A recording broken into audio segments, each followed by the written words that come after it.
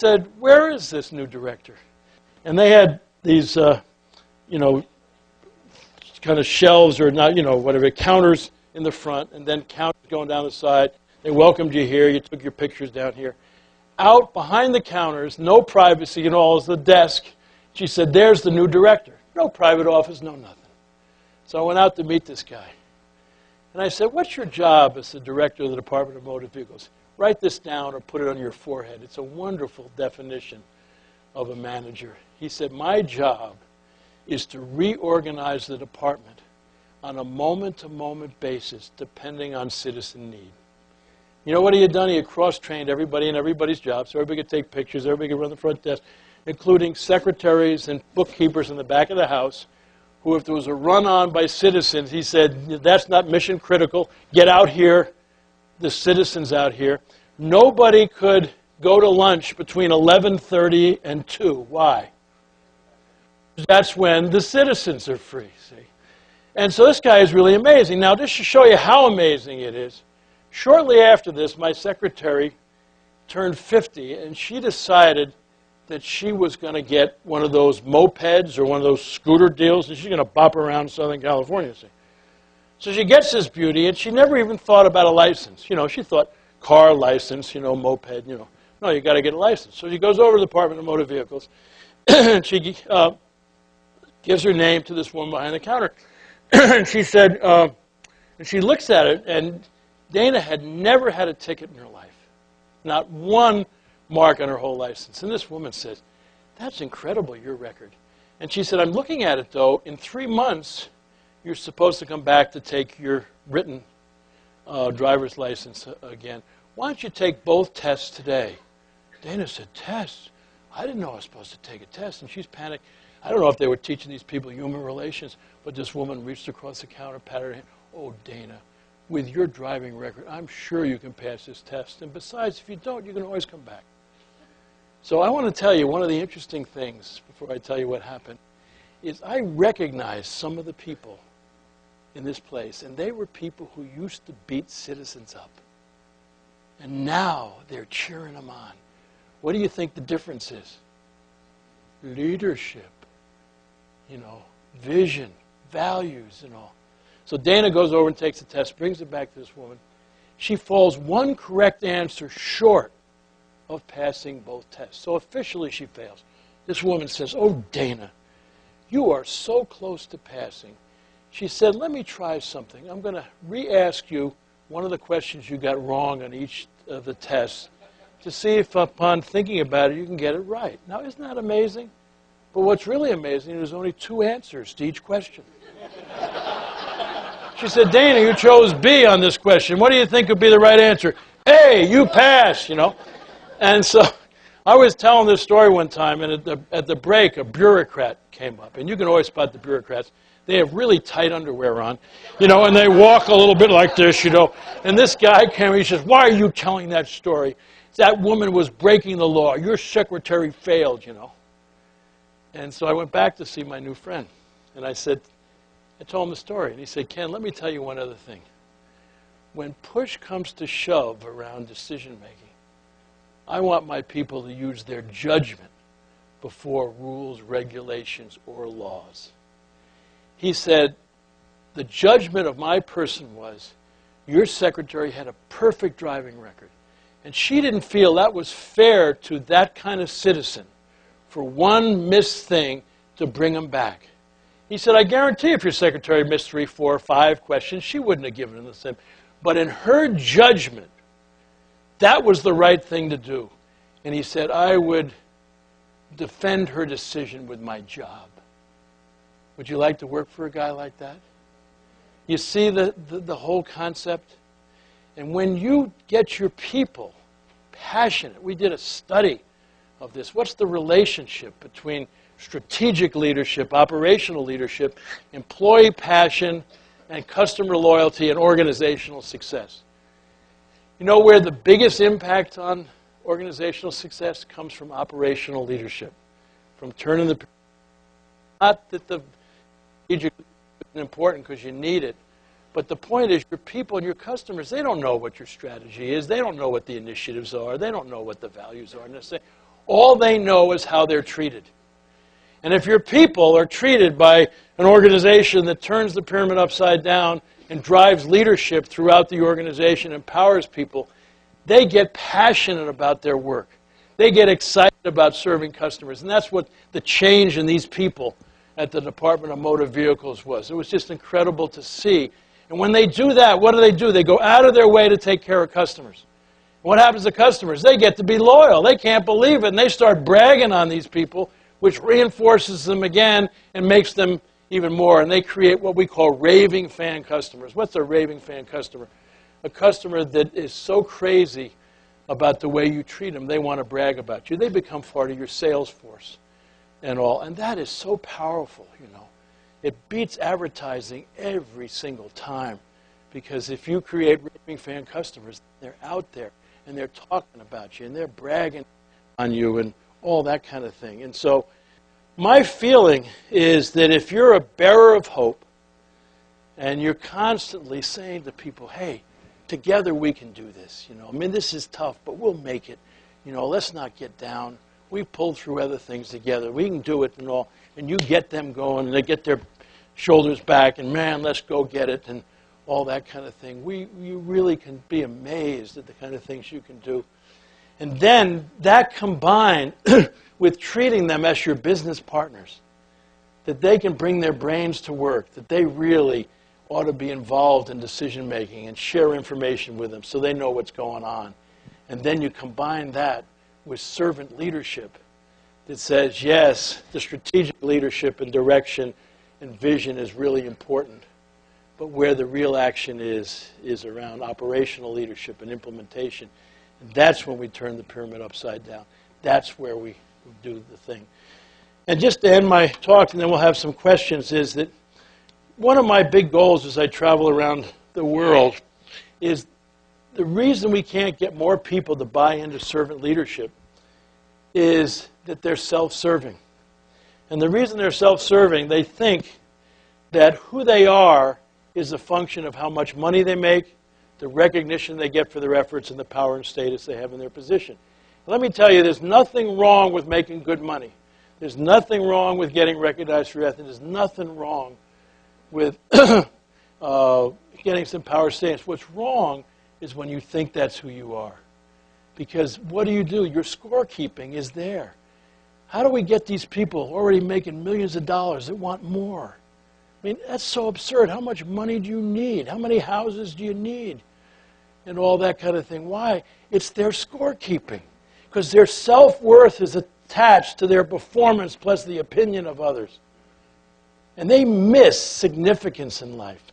And servant leaders understand significance. What's the opposite of making money? It's generosity. When we're talking about generosity, what are we talking about? We're talking about not only your generosity of your treasure, your money, but we're talking about your time, your talent, and I like to add a fourth, your touch, reaching out to people. What's the opposite of recognition? I think it's service. You know, how can I help? Is there anything I can do? And then what's the opposite of power and status? It's loving relationships. John Ortberg, who's a great pastor and friend, just came out with a wonderful book you ought to get called At the End of the Game, It All Goes Back in the Box. And it's a story about John and his grandmother when he was young. She was a vicious Monopoly player. Any of you ever play Monopoly? He said when she played Monopoly, she acted like she was the illegitimate child of an affair between Donald Trump and Martha Stewart, you know.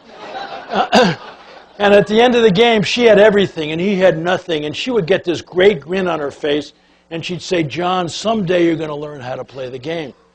One summer when John was 12 or 13, this kid moved next door who was an incredible Monopoly player. He practiced with his kid every day that summer because he knew his grandma was coming in September. And when Grandma came, he ran into the house, gave her a big hug and a kiss, and he said, Grandma, how about a Monopoly game? And her eyes lit up, and she said, let's go, John. But he was ready for her this time. And he came out of the chute, and he wiped his grandmother out. At the end, he had everything. She had nothing.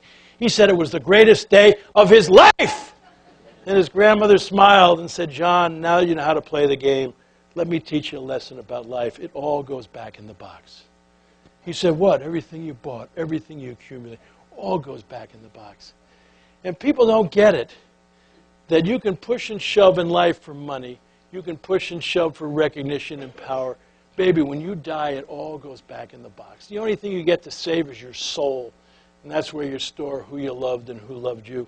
I love the ending of Ghosts, which is getting a big play because Patrick Swayze just died recently. But remember that film? It's a story about a financial advisor who gets killed by a supposed friend. He gets to stay on Earth as a ghost to defend his girlfriend, Molly, played by Demi Moore. He gets to talk to her through this wonderful character that Whoopi Goldberg plays, kind of a clairvoyant type, you know, by the name of Oda Mae. And at the end of the film, he's avenged his death. And the three of them are on the rooftop of Molly's apartment. And all of a sudden, this white light comes to get him. And Oda Mae says, "They're coming for you, Sam." And he turns to Oda Mae and he says, "Your mama would have been proud of you." And then he goes and stands in front of Molly. If you saw the movie, he never told Molly he loved her. Molly would say, "I love you, Sam." And what would Sam say? Ditto. And now with tears coming down his eyes, he says, "Molly, I love you. I've always loved you." And Molly's crying and she says, "Ditto." And then he goes to face the light. And he stops one last time and he turns to Molly. He says, "Molly, the incredible thing about this is you can take the love with you." And that's all you're going to take out of this world. You know, somebody asked my wife Margie recently, you know, what is leadership all about? She said, leadership is love. It's not about love. It's loving your mission. It's loving your customers. It's loving your people.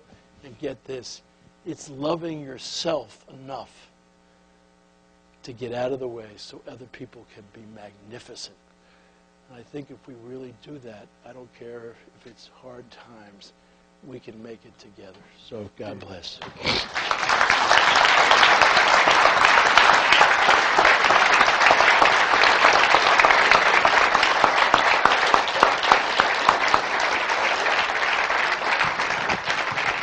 Well, I think we can all now understand why Ken has sold 18 million books. We need a little bit more love in this world. You persuaded me of everything, Ken, except why there's not more love to go around. Why aren't more people inspired by the manager at the Registry of Motor Vehicles or Southwest Airlines? Why Southwest the exception? Why is it so extraordinary that your secretary was treated like a human being and encouraged to succeed? Well, one of the things I've found is that the biggest addiction in the world is the human ego, which stands for edging God out, and somehow thinking you're the center of the universe. And we edge God out in two ways. One is false pride, where we think more of ourselves than we should. We come from a more than philosophy, and we're pushing and shoving for credit. And the other is fear or self-doubt, when you think less of yourself. You're coming from a less than thing, and now what you're doing is you're protecting yourself. And the minute you come from a more than or a less than, you're always, what? Judging, you're always separating, you know, you're always distorting things. And we've started a, 12-step Egos Anonymous program because all of the great addictions are a result of fear and self-doubt, that they need something external to make me feel important. And a lot of people don't deal with the false pride and the stuff that we've seen in some of these leaders, I mean, I talked to people from the big car companies that said those leaders wouldn't even thought that they should maybe not fly a private plane to Washington to ask for billions of dollars. I mean, they just wouldn't even have thought about it. Now, duh, why were they in trouble? And so I think that's the biggest thing. And what we need to do is to recognize that our ego does get to us. You'd love these meetings, we have people stand up behind a... Yeah, my name's Ira. Yeah. And, first they can volunteer because, you can't force somebody to be in an AA meeting. And we say if your ego's never gotten in your way, and either false pride where you felt badly because somebody forgot what you did, or you have self-doubt, you're afraid to give feedback because what will happen to you, you can leave. Nobody's left. And then we stand up and see, "Hi, Ira." What would we say? "Hi, Ira." Then you have to say, "I'm an egomaniac," and share the last time his ego got in the way. And it's a really powerful thing, because that's the thing that just kills us, is we somehow put ourselves in the center of the universe. The anecdote for false pride is humility, and Jim Collins talked about in Good to Great. People with humility don't think less of themselves; they just think about themselves less.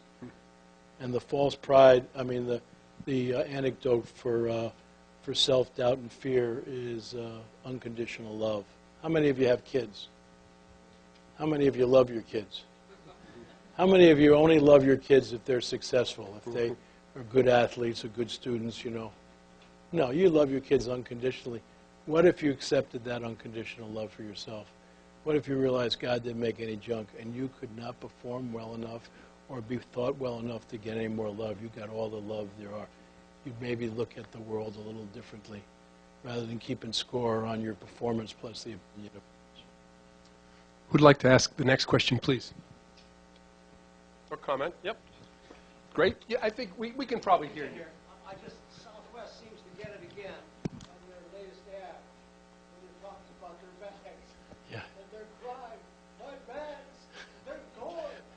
Again, to serve an attitude. That's right. Yeah, it's just amazing.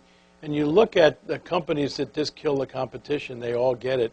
Like Chick-fil-A, every time you see anything in the fast food industry, they're number one. They got less than 2% turnover and 1,400 restaurant managers, from 1,400 restaurants. Their hourly, turnover is 75 to 100% less than anybody in the industry. First time I spoke to all the managers of Chick-fil-A, the president stood up and said to all these people, if you're going to err with our people, please err on the side of mercy. And I said, do you all realize the company you work for? The next time I spoke, I had to follow Michael W. Smith in the Chick-fil-A choir, And you look at that. You look at Synovus, chosen the #1 company. Fortune finally said, stop applying for the best company to work for, because they created an all-star list completely based on servant leadership. It's just Ritz-Carlton, based on servant leadership. Horst Schulze, who started the whole thing. It just can name company after company that just kills the competition, and why people don't want to get it. And it's the human ego that keeps them from, and all those kinds of things. Who's next, please? Stand up. Thank you.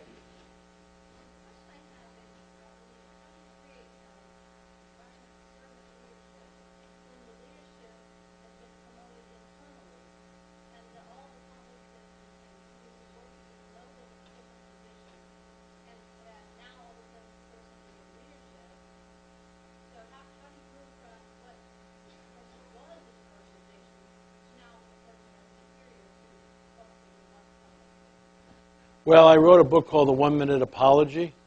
And so you might start off by saying, I couldn't sleep the other night, because I suddenly got this position. And I was just thinking about, what I could do differently that could make a difference. And I want to apologize for anybody that I might have, led in a different way. But this is where we're going. And people ask me, how do you turn a self-serving leader into a servant leader? There's only 3 ways I know. One is a near-death experience. That's very helpful. People almost die. They look at the world very differently. Second is a spiritual awakening, and I've seen that happen to people. And the third is a significant role model. And so you just look at, it's maybe getting up to that position. All of a sudden they get a chance to interact with some people. And start to look at best practices and start to realize maybe there's a better way to do this and all. But so often leaders don't want to act like they're vulnerable, like they maybe made mistakes in the past and all. I think that that's one of the ways to build your image and your people, because they all know that you're not perfect. And the quicker you admit it, the better. And I think that's, and yet you just don't get anybody who wants to do that, They all want to cover up. I wrote the 1 Minute Apology after the whole Clinton thing, with Monica Lewinsky. If he had just gotten up in front of the country and said, can you imagine what a jerk I am? here's the President of the United States carrying on in the Oval Office. You know, I apologize. I just, you know, hope that somehow you'll be able to forgive me. The whole country would have said, all right, Billy, stop it. You know, and we would have gone on, we could have run the country rather than sitting around there trying to prove something, you know. Good apology is probably one of the best things you can learn. Mr. Blanchard, your 3 routes to teaching how to be a servant leader suggests to me to be a little cantankerous at this point. There's not very much of a role for business schools, for B schools. That's not a part of the curriculum, I don't think. So how do you see the role of business schools, management schools? I tell you that I was including them, and I appreciate you bringing that up in the role model. I want to tell you, one of the biggest thrills I have, my title is I'm the Chief Spiritual Officer in our company. I leave a morning message for everybody in our company, and I do 3 things. First, I tell them who to pray for, because people tell me who's hurting and all that kind of thing. Then I praise people, and then I leave them. And one of the most powerful things, when all those Harvard MBAs signed that code of ethics, and I wanted to say, wow, now we're starting to cook, you know. And I think that if business schools really started to teach servant leadership as the only way to lead, and it's not soft management, it's the only way to do it, and they don't have to go with the faith-based stuff. You can go with Greenleaf stuff or other people. I think we can really make a difference, and I'm really optimistic. We're involved in 2 master's degree programs, one at the University of San Diego, and it's a Master of Science in Executive Leadership, and then at Grand Canyon University we have an Executive MBA. And what we do is we intersperse the program with the basic business acronyms that you normally get in an MBA program. But we start off with self-leadership. The first thing is for people to look at themselves. You know, what's my mission in life? What are my values? You know, what's my leadership point of view and all. I think a lot of people have never taken a good look at themselves. Then we move to one-on-one leadership, which is now about building trust.